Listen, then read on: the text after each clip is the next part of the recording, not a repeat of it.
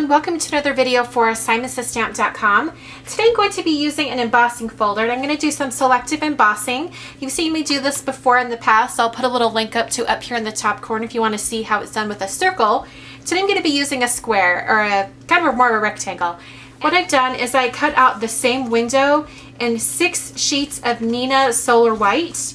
I used my Silhouette die cutting machine to do that. I just made the design once and then cut it 6 times. You could also do this with an X-Acto knife. I just have a Silhouette and thought it would be quicker. So what I'm going to do is I'm just going to add some adhesive on each one of these, and you're going to think, oh my word, she's wasting all this adhesive and all this paper, but actually I'm going to be able to use this embossing diffuser multiple times. I don't think I'll ever have to replace it. So it's actually like you're making your own tool that you're going to use over and over again. So I'm just adhering all of these together. This is the exact size of a card front. I did that so I would make sure that I'd be able to size everything up just perfectly. Okay, and there's my embossing diffuser. You can kind of see how thick that is. I have some Basil Marshmallow cardstock. I'm going to score this so that the fold is at the top of the card. So I'm scoring at 5.5. And that creates a standard size 4 1/4 by 5.5 tall card. I'm going to leave it open though. I did that so I would have that fold and I knew exactly how to position everything. Okay, here's where you have to do a little bit of experimenting. If I was using a regular die cutting sandwich for an embossing folder, I would open it up to no tabs, use my two clear plates, and then put the embossing folder through.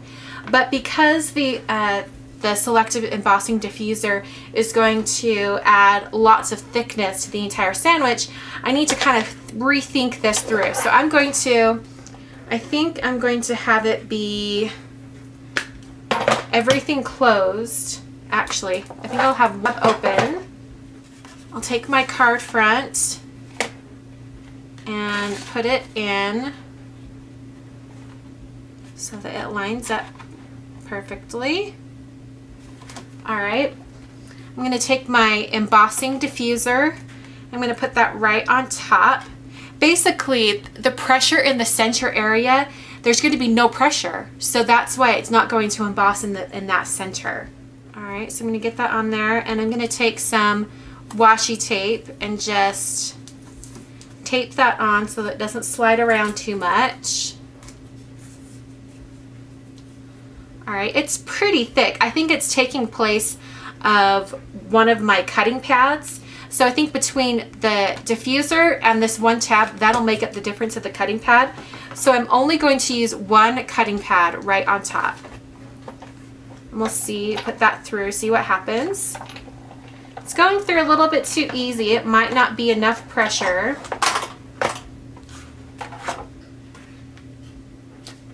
It went through okay. I think I just kind of peeked inside. I think I need one more paper to really make it really thick. I just have some scratch cardstock here, so I'm going to go ahead and run this through one more time. I'm just going to put this cardstock right on top. Hopefully that'll be just enough pressure.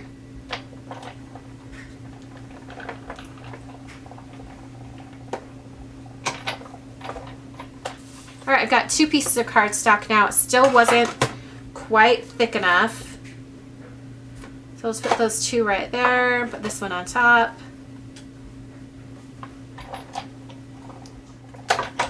So you really just have to experiment with your own die cutting machine.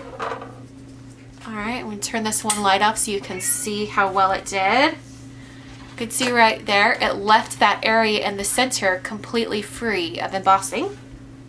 Alright, I'm going to use that embossing diffuser one more time. I'm going to place it on my card front and just really lightly go around the edges with the pencil. That's just going to help me see where I can add some scoring lines. So I'm going to use my Martha Stewart Crafts scoring board.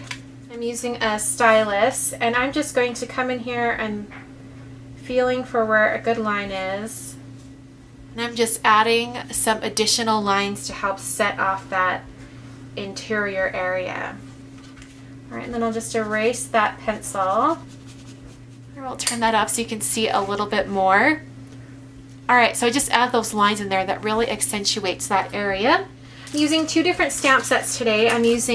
They're both from Simon Says Stamp. One's from Kelly Perky and one is the Simon Says Stamp brand. I'm going to be using this stripe stamp and then also the anchor and the sentiment that says "Come Sail Away." I'm going to start out with the stripes. I'm going to be using Hero Art Shadow Ink in Navy. And this stamp is really solid and I'm afraid I'm not going to get a complete impression. So I'm going to use a Stamp-A-Majig. So what I'm doing is I'm going to come in here and get this positioned just right. And then I'll bring my Stamp-A-Majig in right there. And now I know that that's exactly where I want to stamp. So I'll get my stamp all inked up. I'll come in here and stamp down. Going to keep that T-square right there, and I'm going to go one more time because the interior isn't quite as solid as I hoped.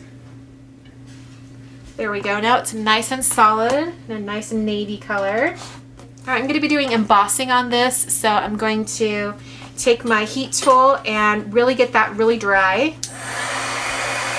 Put down some scratch paper. I'm using Ranger Super Fine Detail Gold Embossing Powder. I'm going to put this on and just test it to make sure that it's completely dry. I don't want any gold embossing powder sticking, so I'm just gonna sprinkle that on. Looks like it's still sticking quite a bit, so I'm just gonna brush that off, and I'm gonna hit it with my heat tool again to make sure it's dry.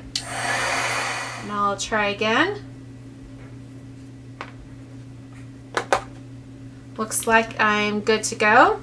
I'll start with the anchor and I'm going to just put that on my compact stamp press, and I'll be using some Versamark ink.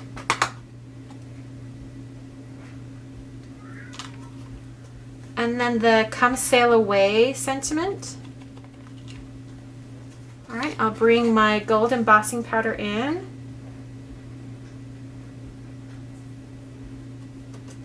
It's going to add that gold and make that a very nautical look. So there's the card for today. I turned off that light again so you can see the embossing. I think it's very nautical, really cool looking. Anyway, hope you guys enjoyed, and I will catch you guys next time. Thanks for watching.